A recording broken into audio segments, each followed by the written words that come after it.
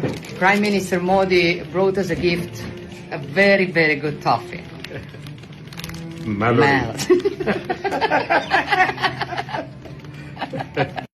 आज मोदी जी का वीडियो देखा नहीं देखा? देखा? व्हाट्सएप यूनिवर्सिटी वालों ने देखा? वो इटली की राष्ट्रपति मेलोनी है, उनको नरेंद्र मोदी जी टॉफी खिला रहे हैं। रील बनाई है हिंदुस्तान के प्रधानमंत्री इटली के प्रधानमंत्री को, मेलोनी को मेलोडी टॉफी दिए हैं। हेलो, हाँ, हेलो, माइक तो ठीक करो भाई। जाने से पहले हिंदुस्तान में भाषण दिया, जाने से पहले कहा, इटली जाने से पहले, मेलोनी जी से मिलने से पहले उन्होंने हिंदुस्तान से कहा कि देखो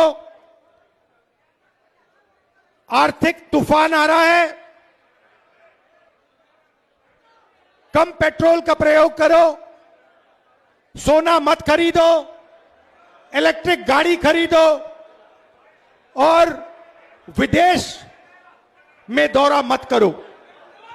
और फिर उसी के एक दिन बाद 3-4 हजार करोड़ रुपए के हवाई जहाज में नरेंद्र मोदी घुसे, इटली की ओर गए, जेब में टॉफी ले गए और वहां की प्राइम मिनिस्टर को उन्होंने मेलोडी टॉफी खिलाई। अब देखिए ये क्या देश की जनता के साथ क्या खिलवाड़ हो रहा है। मतलब देश में पेट्रोल की कमी, गैस की कमी, बिजनेस बंद हो रहे हैं, फैक्ट्रियां बंद हो रही हैं, महंगाई बढ़ती जा रही है, किसानों को खाद नहीं मिलेगी, पूरा का पूरा इंडस्ट्रियल सिस्टम हिलेगा। समय आने वाला है। ईरान ने, अमेरिका और ईरान की लड़ाई हुई, उसने हॉर्मुज को बंद कर दिया। 20% तेल मार्केट से हट गया और नरेंद्र मोदी एकदम मेलोनी जी के पास जाते हैं, उनको टॉफी खिलाते हैं और ऐसे रील बनाते हैं।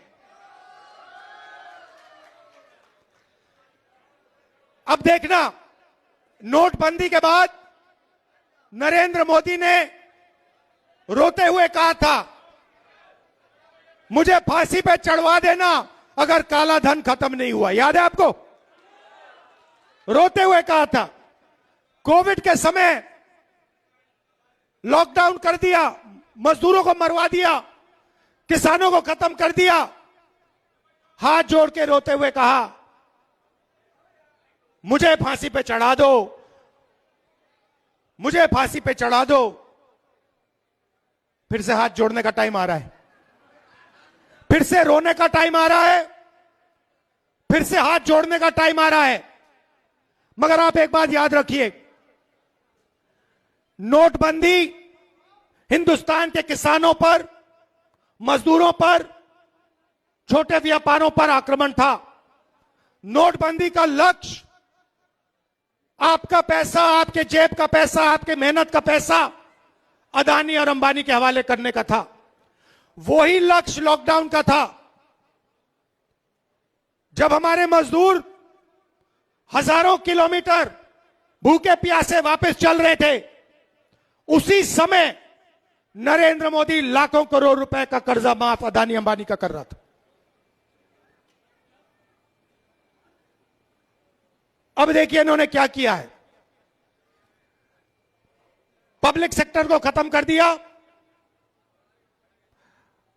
सारी की सारी छोटी कंपनियों को नोटबंदी, गलत जीएसटी से मार दिया, किसानों को कमजोर कर दिया, बेरोजगारी पूरे देश में फैला दी।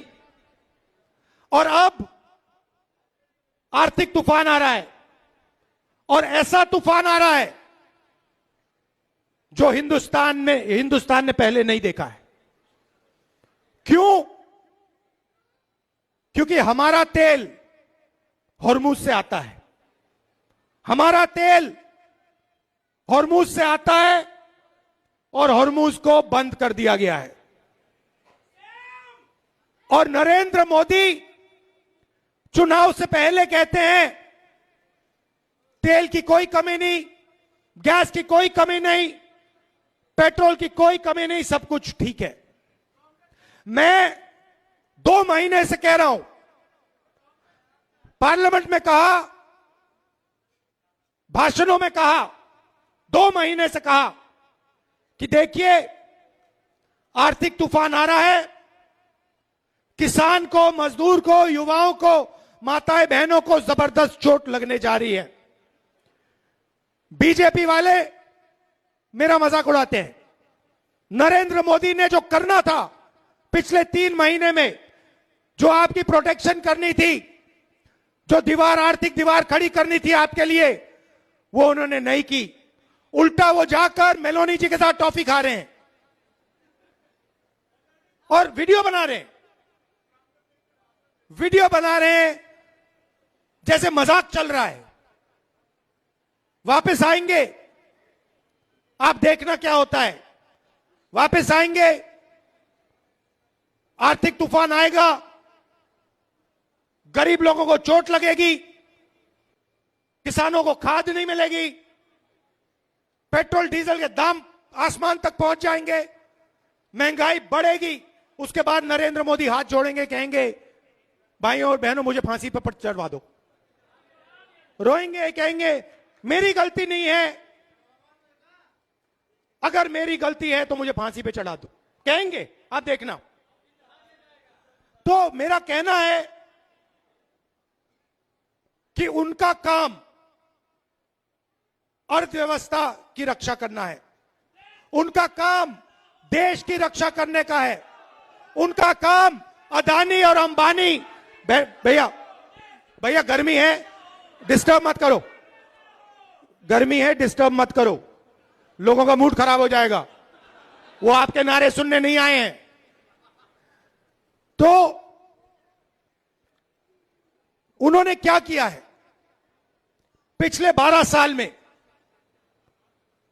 देश की रक्षा हमारा संविधान करता है, हमारी संस्थाएं करते हैं, हमारे इंस्टीट्यूशंस करते हैं, इलेक्शन कमीशन करता है। मैंने मीडिया के बारे में मजाक उड़ाया, मगर इनकी जिम्मेदारी लोकतंत्र की रक्षा करने की होती है। नरेंद्र मोदी जी ने पिछले 12 साल संविधान पर आक्रमण किया है, हमारी सारी की सारी संस्थाओं को नष्ट किया है। आरएसएस के लोगों को हर यूनिवर्सिटी में वाइस चांसलर बनाया, इलेक्शन कमीशन को पूरा कंट्रोल किया, वोट चोरी का सिस्टम बनाया, जुडिशरी पर दबाव डालकर, उनको डराकर उन्होंने अदानी अंबानी की पूरी मदद की। और अब मुश्किल क्या है कि अब अदानी अंबानी देश को नहीं बचा सकते, अब नरेंद्र मोदी देश को नहीं बचा सकते हैं। अब सिर्फ हिंदुस्तान का किसान, हिंदुस्तान का मजदूर, हिंदुस्तान का युवा इस देश को बचा सकता है। और आपके इन्होंने हाथ बांध दिए हैं, आप सबके हाथ बांध दिए हैं। जो आप पहले मेहनत करते थे, फैक्ट्रियों में काम करते थे, पब्लिक सेक्टर में काम करते थे, ये हिंदुस्तान की स्ट्रेंथ थी, इन्होंने इस सब को खत्म कर दिया है। अब भी मैं इनसे कह रहा हूं कि टॉफी बांटना बंद करो और एक्शन लेना शुरू करो। किसानों को खाद नहीं मिलने वाला है, खाद की सप्लाई की तैयारी करो। आपका दोस्त अंबानी हिंदुस्तान का तेल आज भी बाहर एक्सपोर्ट कर रहा है, आज भी करोड़ों रुपए का तेल हिंदुस्तान के बाहर जा रहा है। यह तेल हिंदुस्तान को चाहिए, ये तेल हमारे लोगों को चाहिए। वो तेल आप हिंदुस्तान की जनता को दिलवाइए। ये प्रिकॉशंस आपको लेने हैं, ये काम आपको करना है, मगर आप पता नहीं कौन सी दुनिया में हो। अच्छा, एक और बात, मैंने पिछली मीटिंग में कहा कि नरेंद्र मोदी और अमित शाह संविधान पर आक्रमण कर रहे हैं।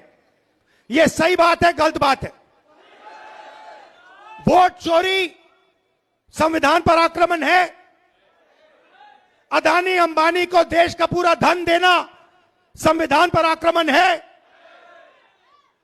हिंदुस्तान की सारी यूनिवर्सिटीज के ऊपर वाइस चांसलर आरएसएस के वाले बैठाना आक्रमण है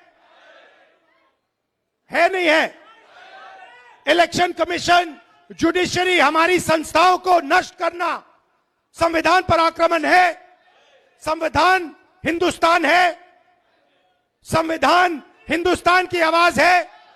तो जो संविधान पर आक्रमण करता है, जो संविधान को नष्ट करता है, उसको आप क्या कहोगे? उसको क्या कहोगे? गद्दार कहोगे। इसीलिए मैंने खुल के कहा है कि नरेंद्र मोदी, अमित शाह संविधान पर आक्रमण कर रहे हैं। उन्होंने देश का धन अदानी अंबानी को बांटा, उन्होंने देश की संस्थाओं को खत्म किया, उन्होंने वोट चोरी करवाई, इलेक्शन कमीशन को दबाया, जुडिशरी पर दबाव डाला। आरएसएस के लोग सुन लो, आपने कहा कि मुझे माफी मांगनी चाहिए, मैं कभी माफी नहीं मांगूंगा, फिर बोलूंगा। अमित शाह और नरेंद्र मोदी गद्दार हैं, क्योंकि उन्होंने कॉन्स्टिट्यूशन पर आक्रमण किया है। सुन लो अच्छी तरह, मैं तुम लोगों से नहीं डरता हूं, और हिंदुस्तान की जनता इस बात को समझ गई है, और हिंदुस्तान की जनता भी आपसे नहीं डरती है।